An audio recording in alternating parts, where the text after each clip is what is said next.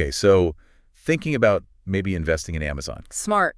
Yeah, it feels like they're everywhere, right? Totally. But before you jump in, let's take a look at all this research we've got on Amazon here. Yeah, Help you figure out if it's really the right investment for you.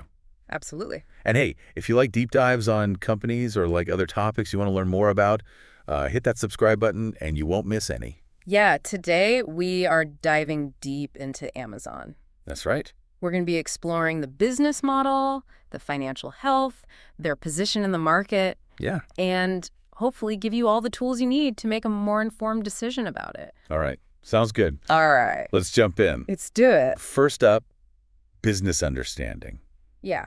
I think we all know Amazon sells like practically everything. Yeah. I mean, their product catalog has over 350 million items. It's mind-boggling. It's insane. But is there more to the story than just online shopping? Yeah, for sure. Yeah. E-commerce is a huge part of their business. Right. But they've actually diversified quite a bit. Okay. So they're also making money from cloud computing with Amazon Web Services. AWS. AWS, exactly. Right. They got subscriptions like Amazon Prime, advertising, Right. and even physical stores like Whole Foods. Wait, physical stores? Yeah. Like actual brick and mortar locations? Uh-huh. I didn't realize that was a big part of their strategy. It's a growing part of their strategy. Really? And it's fascinating. Yeah. Not only do they own Whole Foods, but they're also experimenting with these cashierless Amazon Go stores. Whoa, so they're not just an online giant. They're making moves in the real world, too. That's right.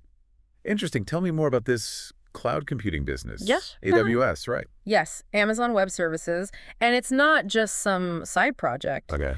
AWS is actually a dominant force in the cloud computing market. Wow. They provide infrastructure for businesses of all sizes all over the world. So, like, they're powering a huge chunk of the internet. Exactly. Which means Amazon isn't just relying on selling you that cool new gadget or your weekly groceries. Right. They have this whole other revenue stream that's powering the digital world behind the scenes. Okay. And it's extremely profitable. Oh, wow. AWS is a major contributor to their bottom line. Okay, that's a really interesting piece of the puzzle. Yeah, It seems like they have a lot of different ways to make money. they do. Okay, so Chapter 2, management evaluation. Right. I feel like we can't talk about Amazon without talking about Jeff Bezos. It's true. He's a key part of their story. Right. Bezos's vision and his laser focus on the customer experience is kind of woven into everything Amazon does. Yeah, but didn't he step down as CEO? He did back in 2021. Okay, so who's running the show now? Andy Jassy. Okay. And he actually came from AWS. Oh, okay. Where he was the CEO for years. Oh, wow. So he's got a really deep understanding of that side of the business. Makes a lot of sense considering how important AWS is to their overall success. Yeah. Yeah, but does his leadership style differ from Bezos in any significant way? I think Jassy definitely has his own approach, Okay. but that customer-centric focus that Bezos instilled is still very much at the core of Amazon's culture. Okay, so they've had a change in leadership, Yeah, but their core values seem to be consistent. I think so. All right, so let's move on to Chapter 3, financial health. Okay. What kind of shape are their financials in?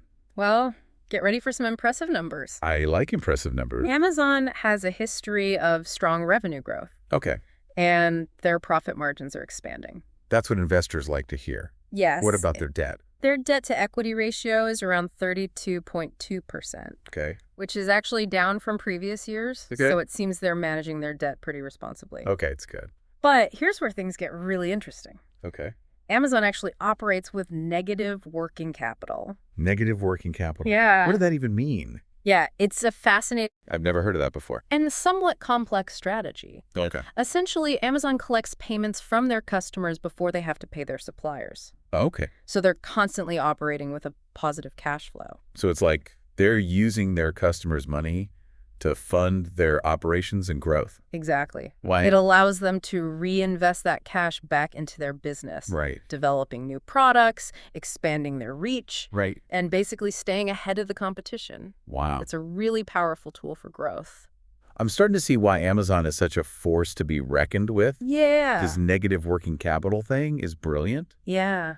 But it also sounds a little risky, doesn't it? Well, Are there any downsides to this strategy? I mean, yeah, any aggressive growth strategy comes with its own set of risks. Right. If Amazon were to experience a sudden slowdown in sales, this kind of cash flow model could become problematic. Yeah. But so far, they've managed it incredibly well.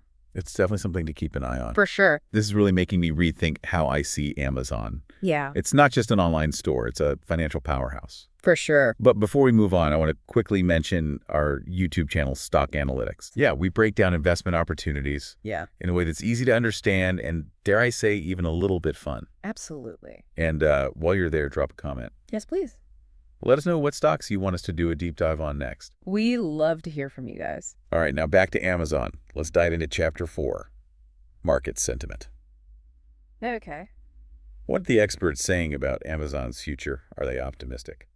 Yeah, the general sentiment on Wall Street seems to be pretty positive. Mm-hmm. Most analysts have strong buy ratings on the stock. So they think it's a good investment. They do, and the average price target we're seeing is around $249. Whoa, okay, that's a pretty significant jump from its current price. Mm. So they're expecting some serious growth. They are. What are they basing that on? Well, they're looking at a few key factors. Okay. Continued growth of AWS is huge. Right. The expansion of their buy with Prime service is getting a lot of attention. Okay. Plus, their overall dominance in e-commerce is a major factor. Makes sense. Yeah. They're definitely well positioned in some rapidly growing markets. Absolutely. Okay, moving on to Chapter 5, Ownership Structure. All right. Who are the major players in Amazon's ownership? Is Jeff Bezos still calling the shots? Well, he's still a major shareholder, no doubt. Okay. But the ownership structure is actually more diverse than you might think. Really? You've got institutional investors like Vanguard, Okay. as well as insider holdings and even public companies. So it's not just one person or entity dictating everything. Exactly. And there's another layer to this that's worth noting. Okay. Amazon has a dual-class stock structure. Dual-class stock structure. Yeah. What does that mean?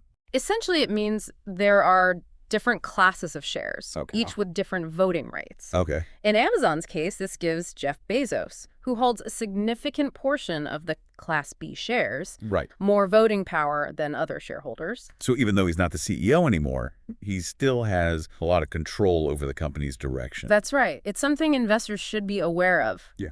when evaluating Amazon's governance. It's Yeah. not a typical corporate structure.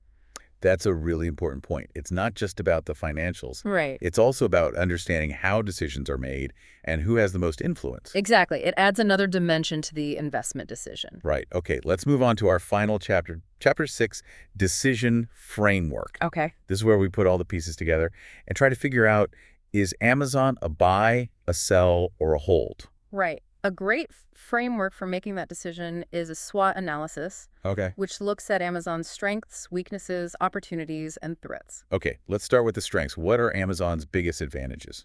Well, their brand recognition is incredibly powerful. I mean, everyone knows Amazon. Yeah. They also have a dominant market position, Right. a massive and diverse product catalog, and an incredibly efficient logistics network. And they're known for their innovative culture. Yes. Always pushing the boundaries, Yes. experimenting with new technologies, expanding into new markets. Absolutely. But like any company, they also have weaknesses. Such as? Well, for one, they are still quite reliant on e-commerce, which can be vulnerable to economic downturns and shifts in consumer behavior. That's true. And there's been some negative press around their workplace practices, Mm-hmm. which could potentially impact their brand image. Right. And being such a big player, Yeah. they face constant regulatory scrutiny, Right. which can create uncertainty and impact their operations. And let's not forget the competition. Oh, yeah. They're up against some of the biggest tech giants out there. Very true. It's a fiercely competitive landscape. Yeah. But despite these challenges, there are also significant opportunities for Amazon. Like what? Well, both the e-commerce and cloud computing markets are still growing rapidly. Yeah. And Amazon is well positioned to capitalize on that growth. They also have a history of making strategic acquisitions. Right. It wouldn't be surprising to see them acquire other companies to expand their reach and capabilities even further. Right. But on the flip side, Yeah. there are also some potential threats they need to be aware of. What kind of threats? Well, as we mentioned, competition is always going to be fierce. Right. Economic downturns could impact consumer spending. Right. And they need to keep a close eye on changing consumer behavior and potential regulatory changes. Right. Any of these factors could significantly impact their business. Okay, so a mixed bag of strengths, weaknesses, opportunities, and threats. It is. A lot to consider. Lots to think about. But before we wrap up, there's one thing that I found curious. While going through all this research, we went through all these reports, all this financial data, Yeah. but there wasn't a lot of information about how Amazon is addressing the concerns about their workplace practices. That's a good point. Yeah. There has been quite a bit of discussion in the news about their employee treatment Yeah? and even things like surveillance in their warehouses. Exactly. And it makes you wonder, like, could all of this negative press actually impact their brand image Yeah. and ultimately their bottom line? It's definitely a valid concern. Yeah. If consumers start boycotting Amazon because of ethical concerns, Right. it could have a real impact on their growth. So it's not just about the numbers No, and their market dominance. it's a bigger picture. Investors need to consider these reputational risks, too. Absolutely. Thinking long term, you know how a company treats its employees, how it responds to public concerns Yeah. can have a real impact on its sustainability and success. This deep dive has really been eye-opening. Good. It's a reminder that investing isn't just about picking stocks based on financial metrics. No. There are so many other factors to consider, Lots to think about. and it's crucial to think critically and ask the tough questions. I'm glad you found it valuable. Yeah. That's what we're all about here on the Deep Dive. We want to empower you with the knowledge Yeah. you need to make informed decisions. And if you enjoy this breakdown of Amazon and want more research-driven deep dives on companies or topics that matter to you, Yeah. don't forget to hit that subscribe button. We release new episodes every week packed with insights Yeah. and thought-provoking discussions. And remember, we're not giving financial advice. No. We're just sharing information and different perspectives. Always do your own research Yeah. and consult with a financial advisor before making any investment decisions. Thanks for joining us on this deep dive into Amazon. Appreciate it. We'll see you next time.